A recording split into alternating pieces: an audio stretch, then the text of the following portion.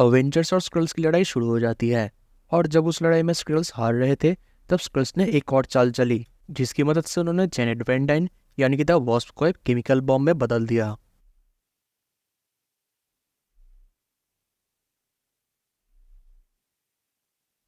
जब स्क्रल्स हारने के कगार पे थे, तब उन्होंने जेनेट वैन डाइन को एक बायोलॉजिकल बॉम्ब में बदल दिया, जिसकी वजह से अवेंजर्स और स्क्रल्स दोनों ही मर सकते थे। इसके बाद तो जेनेट की मदद करने के लिए अपने हैमर को घुमाता है और तूफान को समन करते हुए जेनेट के बॉडी से जो एनर्जीज निकल रही थी, उन सभी एनर्जीज को अपने बॉडी के अंदर खींच लेता है। और फिर थॉर के साथ साथ दूसरे हीरोज भी वॉस्प की मदद करने के लिए आगे आते हैं, पर वो लोग वॉस्प को बचा नहीं पाते।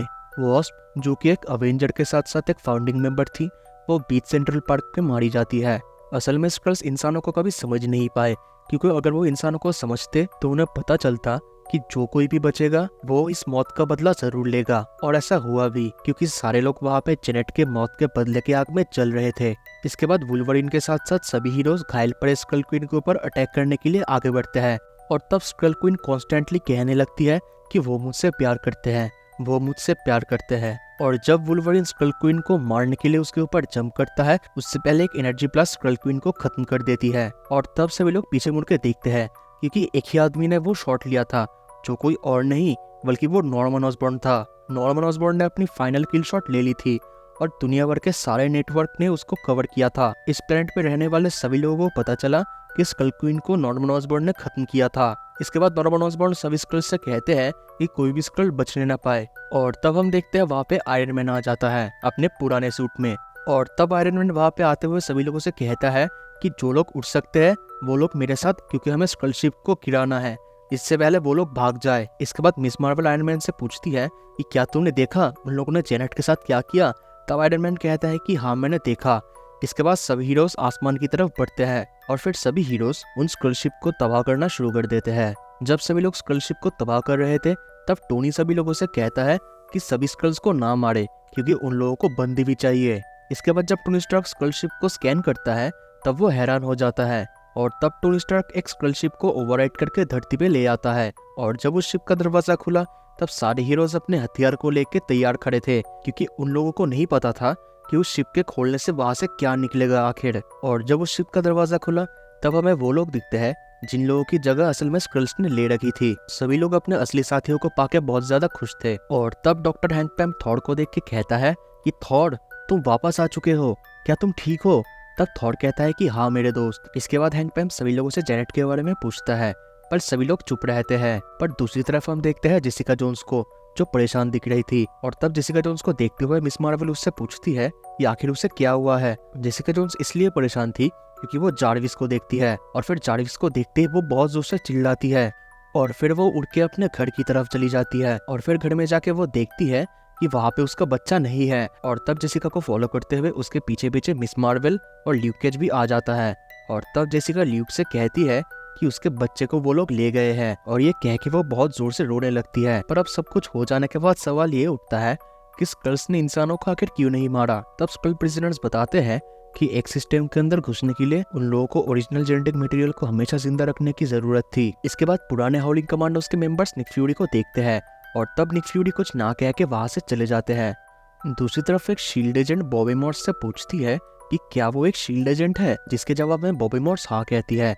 इसके बाद वो शील्ड एजेंट बॉबी मॉर्स से आगे पूछती है कि आखिर यहाँ पे क्या हुआ था। तब बॉबी मॉर्स कहती है कि उसको कुछ नहीं पता। और तब बॉबी मॉर्स आखिरकार क्लिंट बार्टन से मिलती है, और तब वो क्लिंट से पूछती है आखिर तुमने अपना क्या हाल बना के रखा है। तब क्लिंट कहता है कि तुम बहुत अच्छी दिख रही हो। और तब वो लोग एक दूसरे को किस कर लेते हैं। इसके बाद मिस्टर फैंटास्टिक भी अपनी वाइफ सूजन से मिलता है, और इसके बाद उन सबकी नजर पड़ती है बैक्स्टर्स बिल्डिंग के ऊपर, जिसको नेगेटिव जोन निकल रहा था। और तब उन लोगों के दिमाग में अपने बच्चों का ख्याल आते ही वो लोग बैक्स्टर्स बिल्डिंग की तरफ दौड़ के जाते हैं। और तब बैक्स्टर्स बिल्डिंग के अंदर दौड़ते हुए मिस्टर फैंटास्टिक से सूजन पूछती है कि आखिर हम क्या करें। तब मिस्टर फैंटास्टिक जवाब देता है कि सब बेसमेंट 9 में एक सिक्योर लाइन बैकअप प्रोसीजर है। अगर कभी नेगेटिव जोन अपने काबू से बाहर हो जाए, ऐसे वक्त के लिए मैंने ऐसी तैयारी कर रखी थी। और रही बात बच्चों की, तो वो लोग जॉनी और बेन के साथ ठीक हो गए। और जब सूजन और रीड अंदर जाते हैं, तब वो लोग देखते हैं कि उनके बच्चे जॉनी और बेन के साथ ठीक है, और वो लोग खेल रहे हैं। रीड को देखते ही जॉनी उससे कहता है कि कैसे एक स्क्रल सूजन का रूप लेके अंदर आ गई थी, और कैसे उसने नेगेटिव जोन का पोर्टल खोल दिया और फिर वो लोग नेगेटिव जोन में फंस गए थे। और तब रीड कहता है कि मुझे सब पता है, अब सभी लोग घर से बाहर निकलो। और तब सभी लोग देखते हैं कि नेगेटिव जोन बैक्सलेस बिल्डिंग के ऊपर से गायब हो जाता है और वो बिल्डिंग फिर से बनना शुरू हो जाती है। दूसरी तरफ हम चले जाते हैं सेंट्रल पार्क में, जहाँ पे टोनी थॉर से कह रहा था कि अभी भी बहुत सारे काम बाकी है और हमें इन कामों को खत्म करना पड़ेगा। पर थॉर टोनी से गुस्से से कहता है कि मैं यहाँ पे आया था क्योंकि मेरी यहाँ पे जरूरत थी और मुझे गलत मत समझना, और मैंने तुमसे कहा था कि मैं तुम्हारे साथ मिलकर अब कभी नहीं लड़ूंगा। आखिर तुम क्या से क्या बन चुके हो, इस बात का मुझे बहुत ज्यादा दुख है।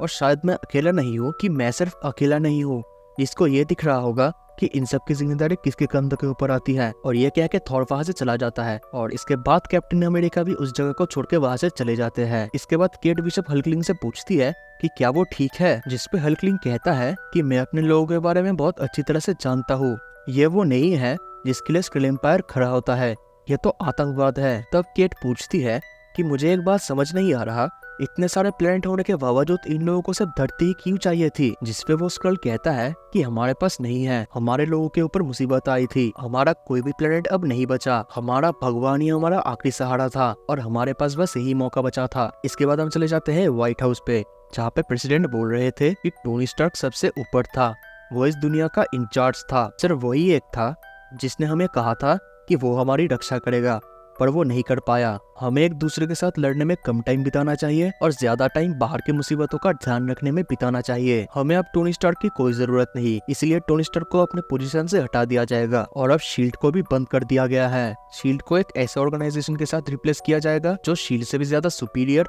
और मॉडर्न हो, और ये ऑर्गेनाइजेशन हमें धरती और धरती के बाहर के खतरों से बचाएगी। और हमें एक ऐसे आदमी की जरूरत है जो बहुत कमाल का लीडर हो और मुद्दे के वक्त हमारे काम आए। हमने वो फुटेज देखा है और हमें अपना सच्चा हीरो मिल चुका है जो जरूरत के वक्त हमारे काम आएगा, और वो आदमी है नॉर्मन ऑसबॉर्न। हमने आपके अंदर वो सारी खूबियां देखी हैं। अब आप शील्ड, अवेंजर्स और 50 स्टेट इनिशिएटिव को थंडरबोल्ट्स इनिशिएटिव के नाम से संभालोगे। स्टार्क टेक को अब कभी यूज नहीं किया जाएगा, जो अब यूज करने के लायक भी नहीं बचा, और अपने लापरवाही के लिए टोनी स्टार्क के ऊपर एक फुल स्केल इन्वेस्टिगेशन बिठाया जाएगा, जहाँ पे टोनी स्टार्क को अपने लापरवाही का जवाब देना पड़ेगा। इसके बाद हम देखते हैं न्यूयॉर्क और अवेंजर्स टावर ठीक हो रहा था, और तब अवेंजर्स टावर के अंदर हमें दिखता है नॉर्मन ऑसबॉर्न, जो अपने वॉच में टाइम देख के एलिवेटर से ग्राउंड फ्लोर की तरफ बढ़ता है, और हमें वहाँ पे नेमोर, एमा फ्रॉस्ट, डॉक्टर डूम, फीमेल लोकी और दाहुड दिखता है। इसके बाद नॉर्मन ऑसबॉर्न उन लोगों से कहते हैं कि यहाँ पे आने के लिए बहुत बहुत शुक्रिया, ये एक नया दिन है और अब ध्यान से सुनो कि आगे हमें क्या करना है। सो गाइस, ये था सीक्रेट इन्वेजन। अगर आप लोगों को ये वीडियो पसंद आए तो वीडियो को लाइक कर देना और ऐसे ही कमाल के सीरीज देखने के लिए चैनल को सब्सक्राइब कर देना। मैं मिलूंगा आपसे एक नई सीरीज में, तब तक के लिए गुड बाय।